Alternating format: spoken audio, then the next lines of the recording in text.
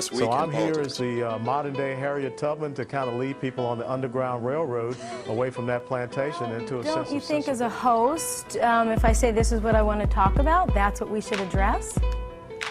Not really, no. You're a politician.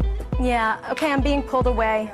You know, we turned down After the another incident, John interview. Huntsman tweeted a zing at Perry, writing, "To be clear, I believe in evolution and trust scientists on global warming." Hey, what's going on, guys? This is Chris Grant from thepoliticsmonster.com, and this is the Monsters Review. This is a segment that I will do once a week where I cover what I think were the most interesting stories in politics from the week before. First on the list has got to be Congressman Allen West of Florida. He said that the members of the Congressional Black Caucus are plantation overseers and that he's the new Harriet Tubman because black people that are liberal and are Democrats are clearly slaves and white people in power on the progressive agenda or on the Democratic side of issues are plantation masters. I'll let him tell you himself. Kristen, thanks. Tea Party supported Congressman Allen West attacked Democratic Congress members this week, calling them plantation bosses, basically saying they're presiding over African Americans in order to get them to vote Democrat. Florida, Republican Congressman Allen West, who is a member of the Congressional Black Caucus. You have this 21st century plantation that has been out there where the Democrat Party has forever taken the black vote for granted. And you have established certain black leaders who are nothing more than the overseers of that plantation. And now the people on that plantation are upset because they've been disregarded, disrespected, and their concerns are not cared about. So I'm here as the modern-day Harriet Tubman to kind of lead people on the Underground Railroad away from that plantation into a sense of sensibility. Now, you're saying Maxine Waters is the plantation boss at this point? Well, absolutely, because what you end up having, and, you know, I'm going to be brutally honest, is that white liberals have turned over to certain leaders, or quote-unquote perceived leaders in the black community, like a Jesse Jackson, Al Sharpton, or Maxine Waters, or Barbara Lee, and said, you know, pacify and keep the black community firmly behind us, regardless of the failures of our social welfare. When those same Democrats began visiting cities ravaged by minority unemployment, West reportedly was more than happy to steer his own brother to their job fair. Has a brother that's out of work.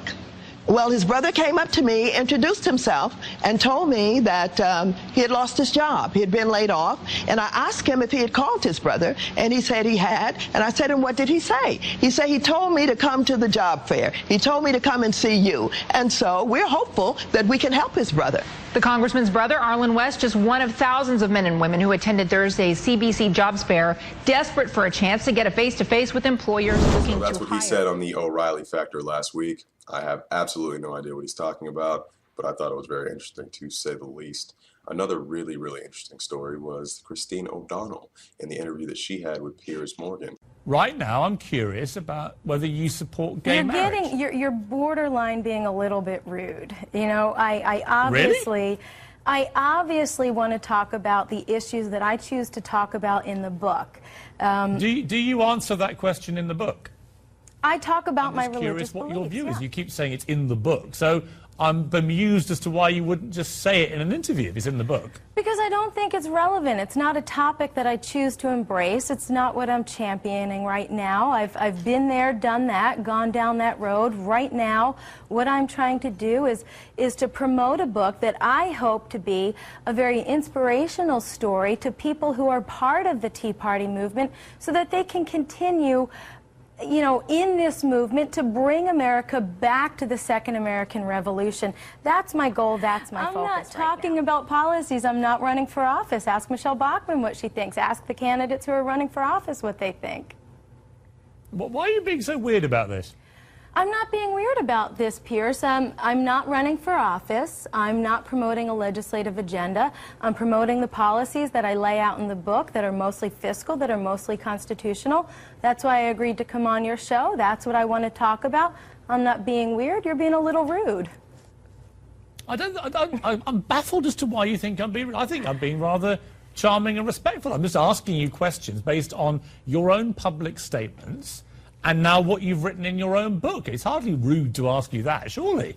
Well, don't you think as a host, if I say this is what I want to talk about, that's what we should address? Not really, no. You're a politician. Yeah, okay, I'm being pulled away.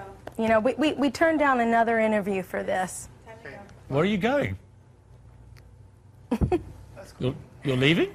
Well, I was supposed to be speaking at the Republican Women's Club at 6 o'clock, and I chose to be a little late for that, not to be, you know, yeah, not to endure a rude talk show host, but to talk to you about my book and to talk about the issues that I address in my book. Have you read the book? Yes, but these issues are in your book. That's my point. Yeah. You do talk about them. Okay.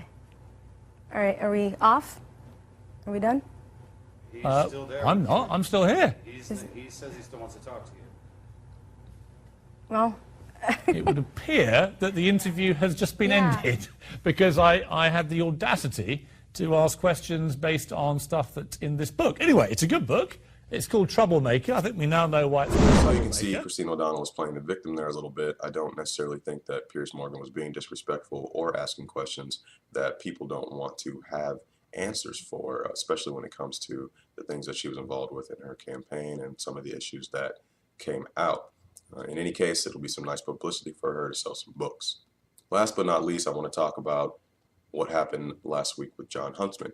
He sent out a very interesting tweet, which in my opinion was not very interesting at all, but with the Republican Party moving as far to the right as it has, the comments that he made over Twitter have started quite the buzz.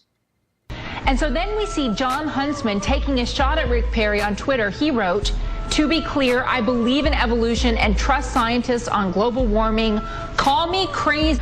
Wow, has this made a Ridiculed splash? Perry's Jeff. doubts about man-made global warming and evolution. Yeah, and Twitter too. That's the way to get your message out Huntsman now. tweeted a zing at Perry, writing, "To be clear, I believe in evolution and trust scientists on global warming." Call me crazy, but I believe in evolution. And what was the other one? But in any event, well, if he's running for the Republican, Climate change. If he's running for the Republican nomination, he is crazy.